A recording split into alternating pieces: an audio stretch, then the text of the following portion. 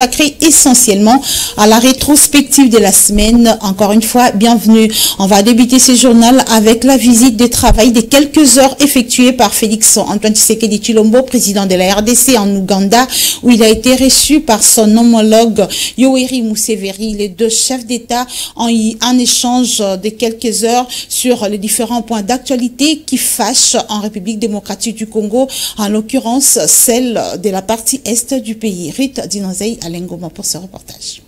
Après 3 heures de discussion, le président Félix Tshisekedi de la République démocratique du Congo et Yoweri Museveni de l'Ouganda ont résumé leurs échanges devant leurs délégations respectives, marquant ainsi un pas en avant dans la coopération bilatérale. Le président congolais a d'abord exprimé sa gratitude pour les discussions très enrichissantes et très prometteuses menées avec son homologue ougandais. Les échanges ont porté essentiellement sur le processus de paix, cette paix que nous voulons pour notre région. Je repars avec l'espoir que ce que nous nous sommes dit va se concrétiser, a déclaré Félix Antoine Tshisekedi Tshilombo.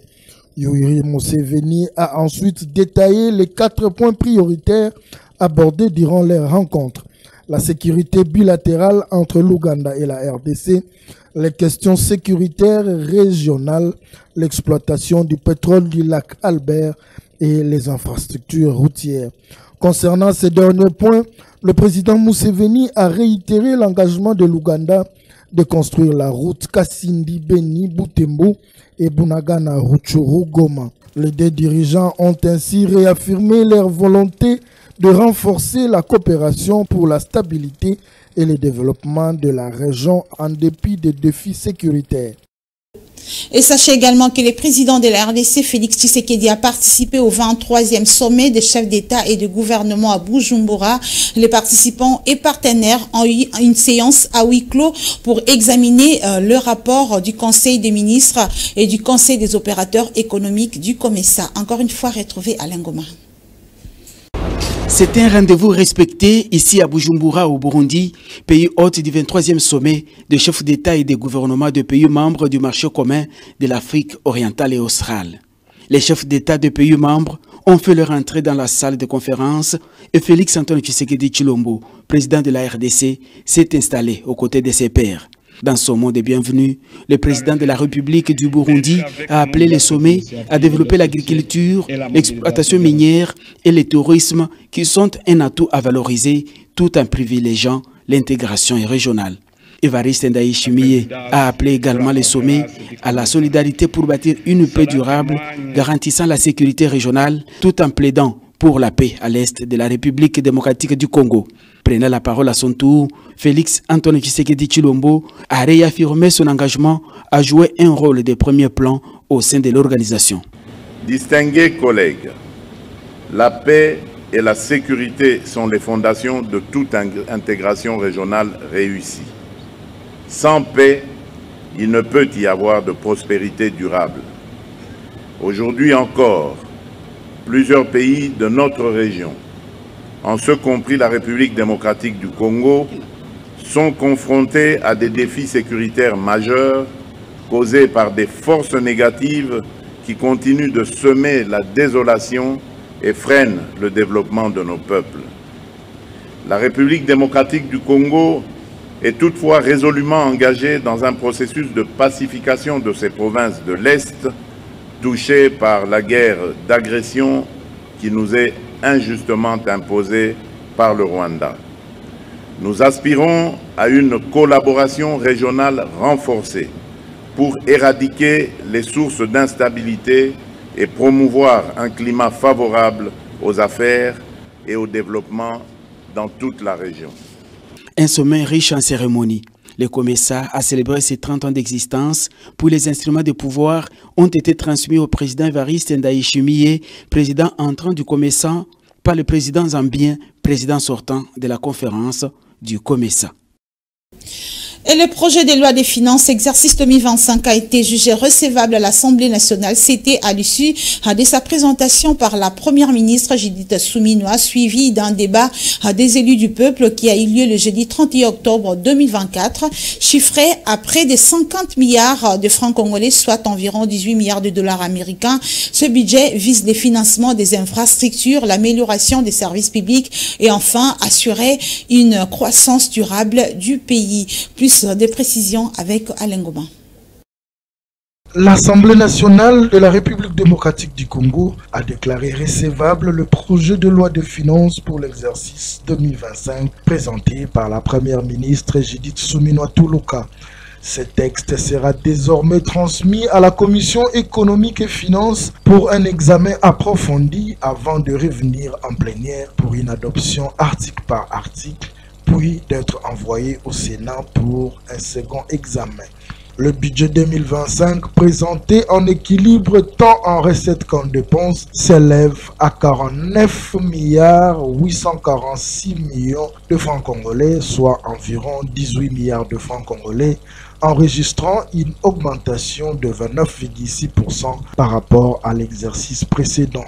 Lors de la présentation, Madame la Première ministre a mis en exergue plusieurs points majeurs, notamment une hausse de 18,2% de crédits alloués aux investissements qui passe de 15,1% du budget général en 2024 à 48,4% en 2025. Elle a également souligné l'augmentation de 25,2% de fonds destinés à la sécurité, progression de 19,4% pour les secteurs de l'agriculture, de la pêche et de l'élevage. La première ministre Judith Suminwa Tuluka a souligné que ce budget, c'est notre engagement pour une économie diversifiée et un renforcement des infrastructures sociales et économiques.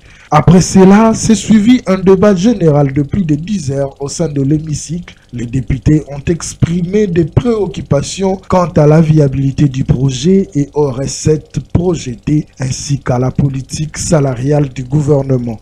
Madame Suminwa a assuré que le texte respecte le principe de sincérité budgétaire tel que stipulé par la loi relative aux finances publiques et qu'il tient compte de facteurs endogènes et exogènes pouvant impacter l'économie. Elle a également détaillé les mesures prévues pour l'élargissement de l'assiette fiscale, la contribution des entreprises publiques et la lutte contre la fraude et la corruption.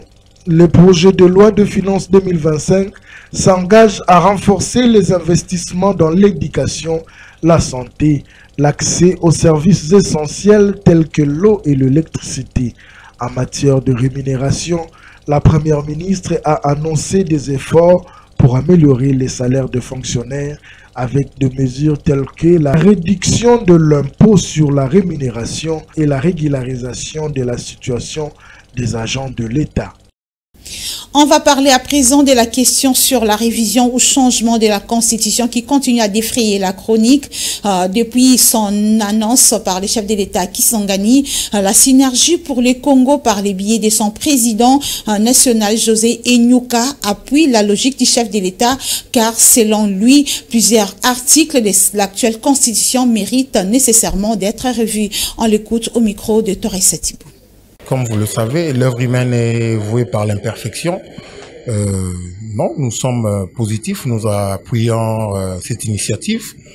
La Constitution doit être révisée parce que nous considérons que sur base de certaines réalités socio-économiques de notre pays, et que celle-là, elle a été rédigée sur base de l'influence de certains belligérants.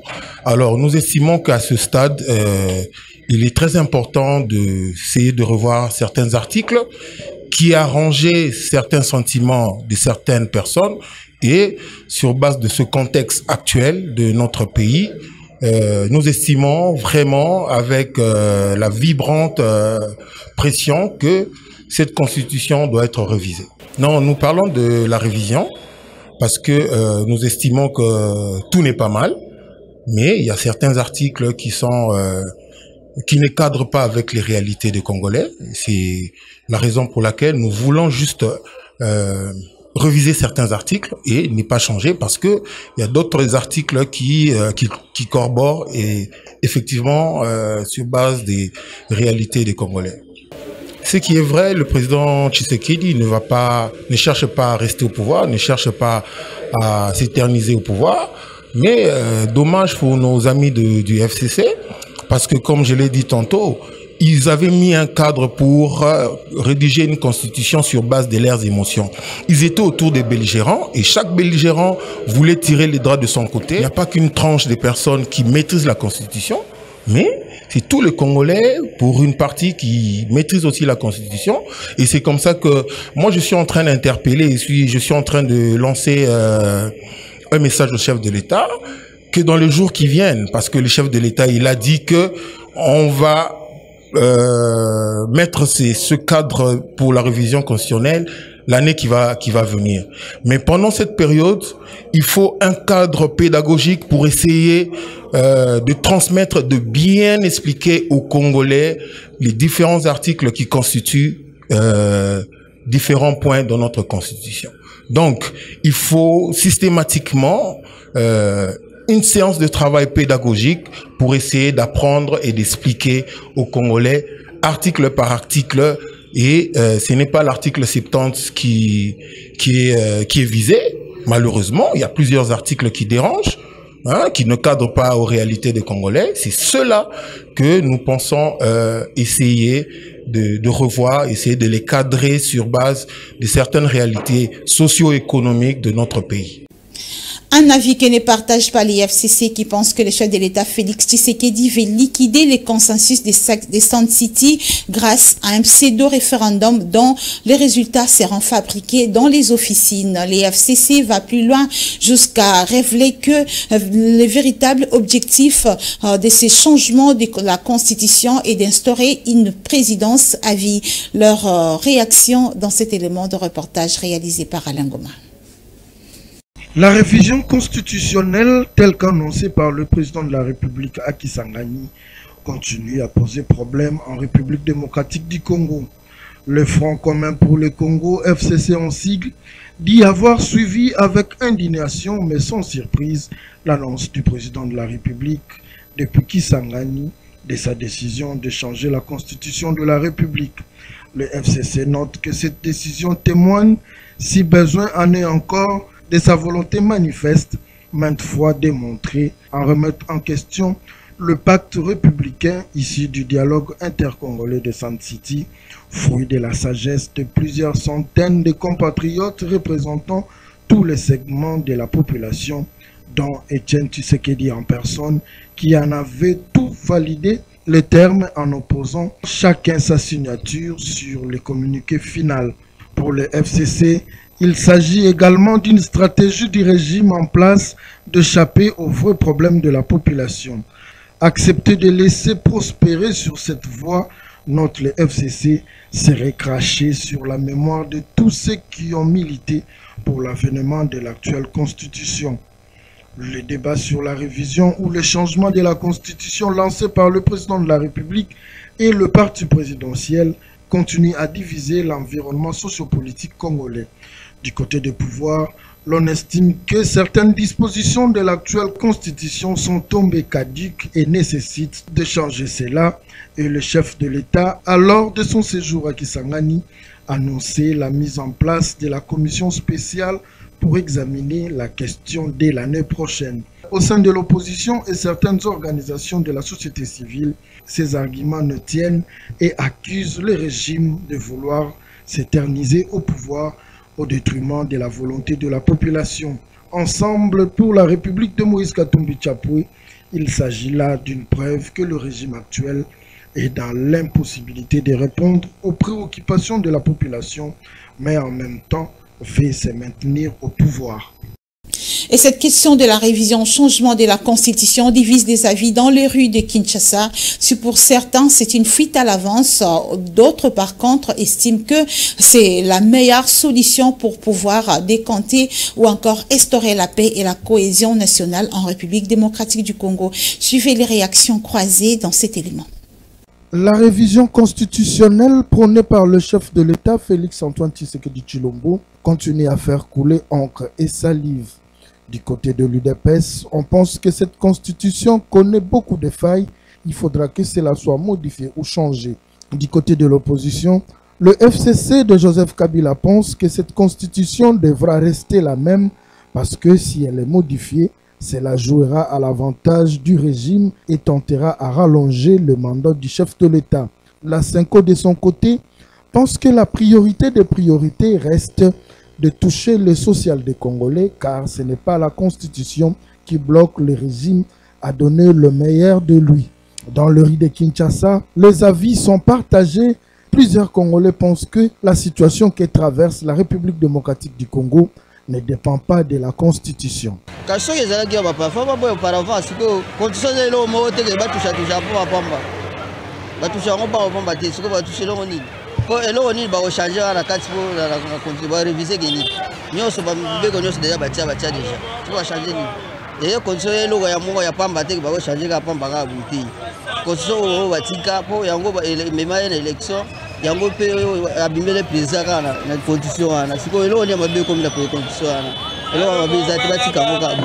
Par contre, certains se disent qu'il est mieux de la modifier pour permettre de laguer tous ces articles qui vont à l'encontre de la vision de la République. Il faut réviser en gros,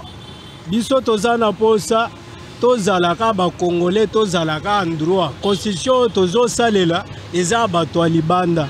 Ata makambo bosha bazoloba po soki aza Congolais jamais akondima makambo wana te. Ndenge aza étranger nde azondima makambo ba étranger. Changer ou modifier la Constitution n'en est pas le problème, mais le vrai problème est de voir tout Congolais vivre aisément en République démocratique du Congo. Et puis poursuit de l'opération d'assimilation de la police nationale congolaise sur les grandes artères de la ville de Kinshasa. Cette opération initiée par les commandants de la police ville de Kinshasa, le général Blaise Kilimbalimba, vise à trouver des solutions aux embouteillages qui troublent le trafic routier dans la capitale congolaise. Ce lundi, le général Blaise Kilimbalimba a effectué une descente dans le district de la Lukunga pour initier cette opération. Plus de détails dans ce reportage réalisé par Guélanguia. Cette opération d'itinérance supervisée par le commissaire provincial de la police pour la ville de Kinshasa, le général Blaise Kilimbalimba, vise à trouver des solutions aux problèmes d'embouteillage qui rongent les trafics routiers à Kinshasa. Les autorités nationales et provinciales sont déterminées à éradiquer ces phénomènes qui rongent l'emploi du temps des Kinois. Le commissaire provincial de la police, qui est descendu personnellement sur la voie publique, a donné quelques orientations à ses troupes pour que le trafic routier soit fluide dans toutes les artères du district de la Lukunga, particulièrement celle de la commune d'Engalima. Nous avons constaté un grand marché pirate et nous venons de l'évacuer. Et cette fois-ci, pour du bon. Nous allons laisser un dispositif ici pour tourner, veiller à ce que nos mamans ne vendent pas sur la voie publique ou sur les artères principales pour leur propre sécurité. Le général Blaise Kilimbalimba a instruit ses troupes à veiller à ce que les conducteurs des grands camions puissent décharger leurs marchandises pendant la nuit. Ceux de bus et taxibus ont été instruits de respecter les heures prévues pour emprunter certaines voies en vue de rendre plus efficaces ces mesures initiées par les autorités. Rappelons que le commissaire provincial de la police pour la ville de Kinshasa ne ménagera aucun effort pour faire respecter ces mesures afin que les Kinois puissent vaquer librement à leurs occupations et ne pas se présenter en retard dans leur lieu d'activité à cause des embouteillages. Et l'autorité politico-administrative de la commune d'Engaba, Aimé Francis Lolinga, a procédé au lancement officiel de l'atelier de renforcement des capacités des autorités étatiques et de la société civile sur la gouvernance sécuritaire participative organisée par la commune d'Engaba et la section des affaires civiles de la MONUSCO. Enoch Mafuka était là pour le compte de la FM Télévision. Ces assises allant du 30 octobre au 5 novembre ont pour objectif renforcer les capacités des autorités étatiques et la société civile sur la gouvernance sécuritaire, une question majeure dont la gestion pose problème dans la municipalité d'Ingaba, une zone réputée dans la recrudescence de l'insécurité. D'où cette formation qui vient pour corser les stratégies de travail dans ces domaines. Mais je voudrais au même moment nous exhorter à maîtriser, à intérioriser, ne fût-ce que l'intitulé du décret. Ne fût-ce que maîtriser le libellé tout entier du décret. Aimé Francis Lolinga, l'autorité politico-administrative de la commune d'Ingaba, salue les efforts consentis pour la réussite de cet atelier qui vaut son pesant d'or dans la municipalité d'Ingaba avant de procéder au lancement officiel de cette activité. La sécurité, dit-on, étant l'affaire de tous, j'ose espérer qu'au sortir de ces assises, chacun de nous usera des connaissances acquises en vue de les mettre en pratique pour l'intérêt majeur de notre commune. Je m'en vais également féliciter nos partenaires techniques de l'Inspection générale de la territoriale et l'appui financier de la section des affaires civiles de la MONUSCO pour la mise en œuvre de cette grandiose activité qui permettra à la population de Ngaba de déceler certains maux qui rongent la paix et la quiétude des citoyens dans cette juridiction et d'envisager des pistes de solutions. Enfin, mes sentiments de gratitude vont à vous tous, distingués invités, pour avoir répondu à ce rendez-vous. Ce qui témoigne combien vous accordez l'importance aux questions liées à l'intérêt général de la commune au détriment de vos préoccupations vitales au-delà de nos divergences. Une fois de plus, je compte sur vos idées, autorise l'ouverture et la poursuite des travaux de ce jour. Cette formation à laquelle prennent part les différentes couches étatiques de la commune d'Ingaba va fermer officiellement ses portes le mardi 5 novembre prochain. Pendant ce temps, tous sont à l'école du savoir.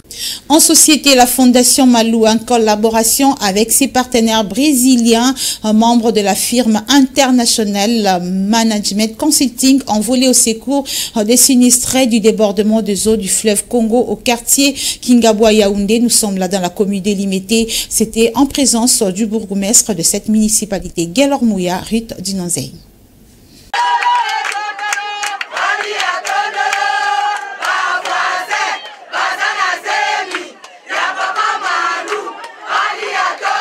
C'est dans le malheur qu'on reconnaît un vrai ami, dit-on.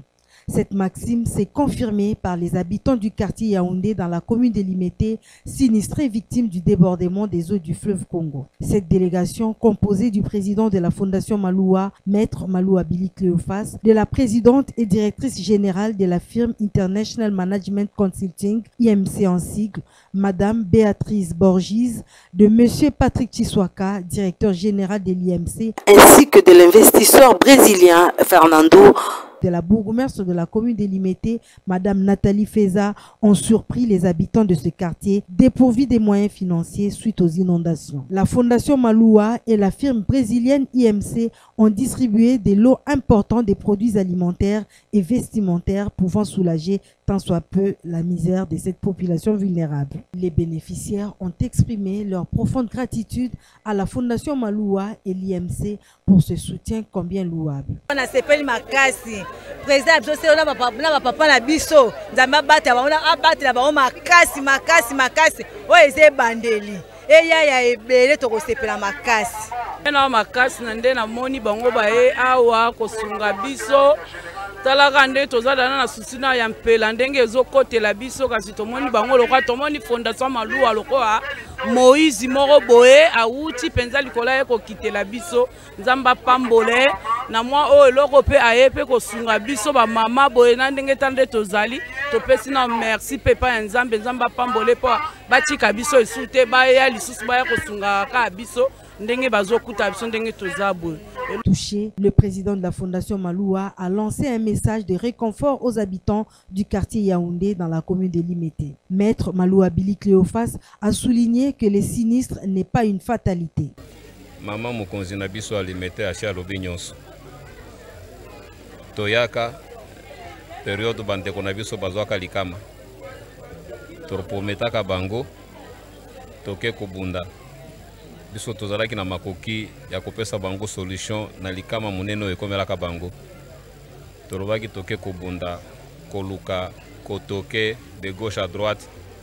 Tokutana na bandeko malamu, bandeko mitema malamu ya mitema minene o bakoki koya kosunga bango par rapport à likama oyo ekomelaki bango. Tokendaka ya solo tobundaki ensemble njela moko na mama mokonzi ya Limete. Tokutanaki na bandeko na biso bakonzi oyo moni bamindele oyo baza pembeni na biso, Monsieur Fernandez, Monsieur Patrick, Madame Béatrice. Ce sont des colons brésiliens oyo tomekaki ko contacter pe ko soumettre bango ba pasi ya bandeko na biso ya Kingabwa pona likama oyo ya ngwele ko elaki bango. Balingaki avant basala quelque chose. Ba decidaki ba kitanano. Ba mona, ba comprendre likambango ezalaki nini, likamango ezalaki ndenge nini. Tolingaki ko ya biso mokote yango na mabele ya bato. Mabele nyonso ezalaka na chef coutumier nango na mukolo nango. Yango tolekelaki par mama na biso bourgmestre ko ye moko mutu ageraka makambo wana. Na fondation na bino emekaka ko accompagner muke na bapasho azwaka na kati ya Limete pe na kati ya Kingabwa.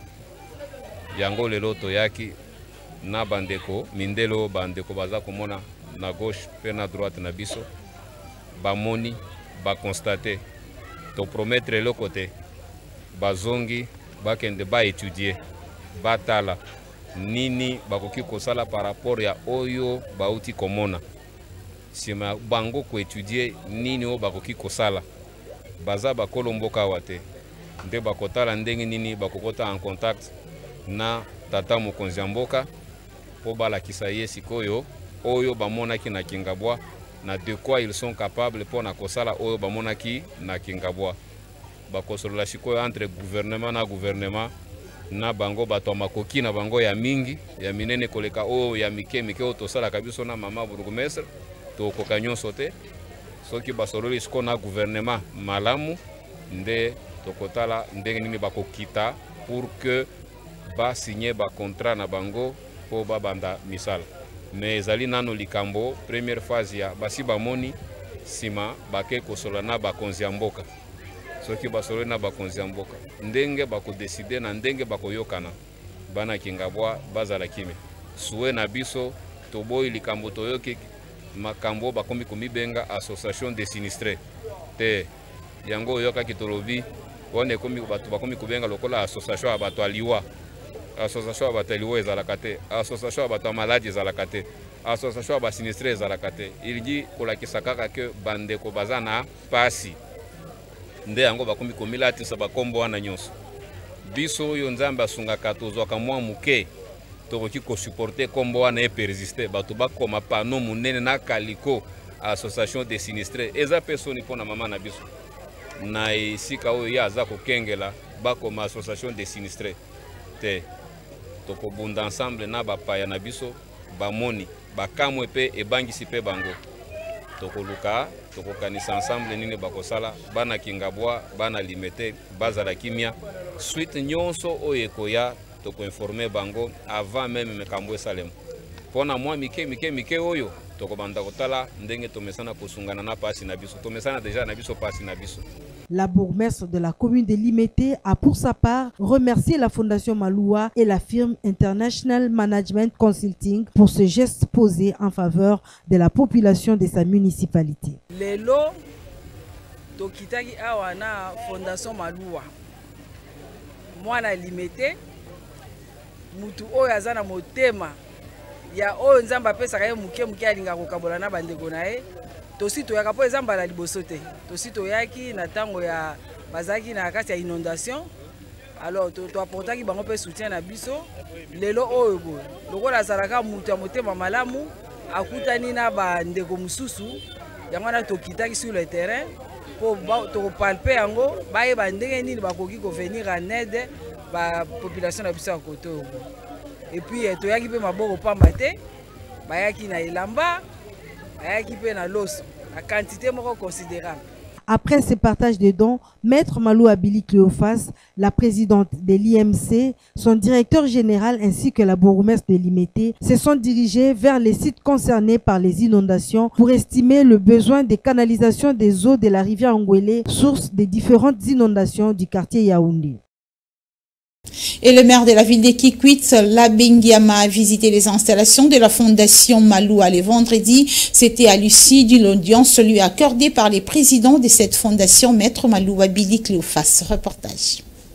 Cette visite de courtoisie effectuée par le maire de la ville de Kikwit au siège de la Fondation Maloua entre dans le cadre du partenariat qui existe entre la mairie de cette ville et la Fondation Maloua, une structure de renom dans les secteurs humanitaires. Reçu par le président de la Fondation Maloua, Maître Malou Abili Cléophas, le maire Abengiama a été convié à visiter les locaux de la Fondation Maloua et ceux de la FM Télévision. Très satisfait des réalités trouvées sur le terrain, Abengiama a encouragé le président de la Fondation Maloua pour cet investissement mis à la disposition de la jeunesse pour soulager tant soit peu les besoins d'emploi des jeunes. Ça m'a impressionné de voir que c'était une grande entreprise.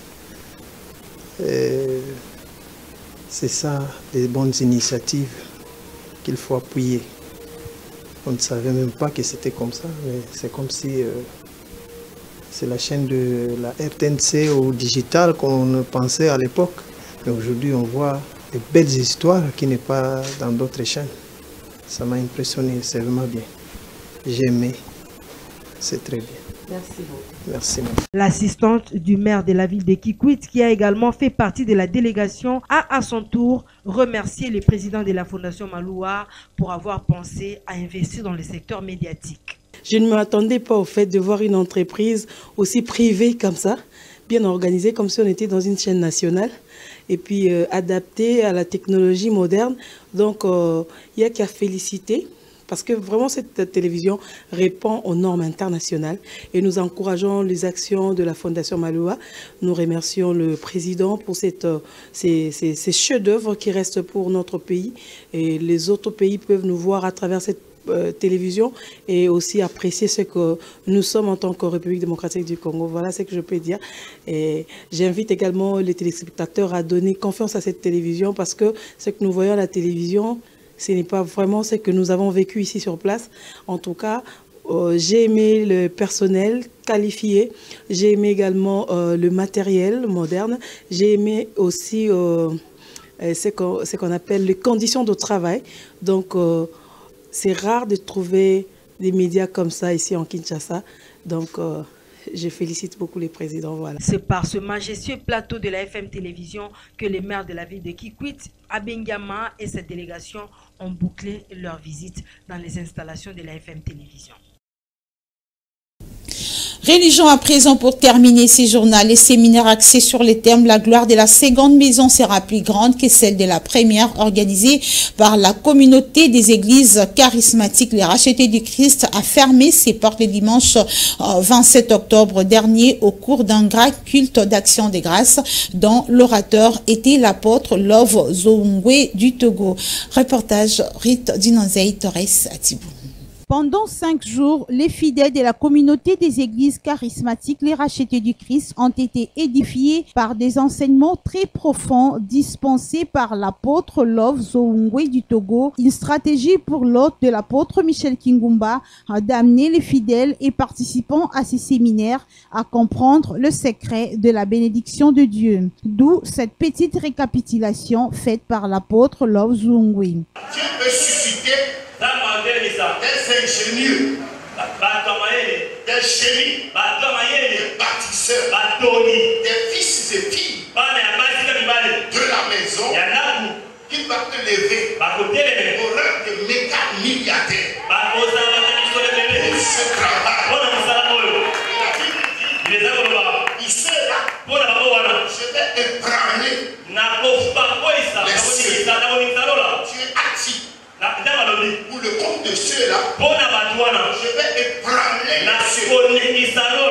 la terre, le cercle, la mer, les nations, les trésors des nations.